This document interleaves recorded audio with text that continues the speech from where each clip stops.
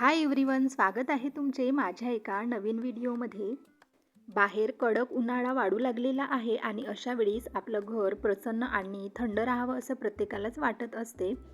तर महागड्या वस्तू न वापरता सुद्धा आपण छोट्या छोट्या बदलांनी आपलं घर थंड आणि प्रसन्न ठेवू शकतो।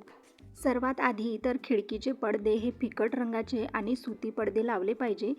त्यामुळे घरात उजेड तर राहतोच, पण उष्णता पण आपल्याला कमी जाणवत असते।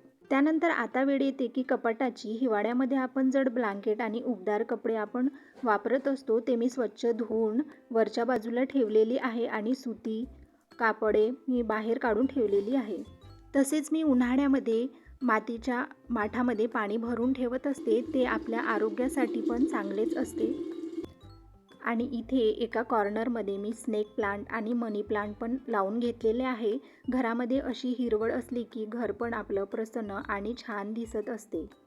उन्हाळ्यामध्ये पाणी पिणं खूप महत्त्वाचं असते। त्यात एखाद्या काचेच्या जगमध्ये तुम्ही लिंबू टाकून डिटॉक्स वॉटर तयार करू शकता। त्याच्यामुळे तुमची बॉडी पण हायड्रेटेड राहील। तर भेटूया आपण नेक्स्ट व्हिडिओमध्ये, तोपर्यंत बाय।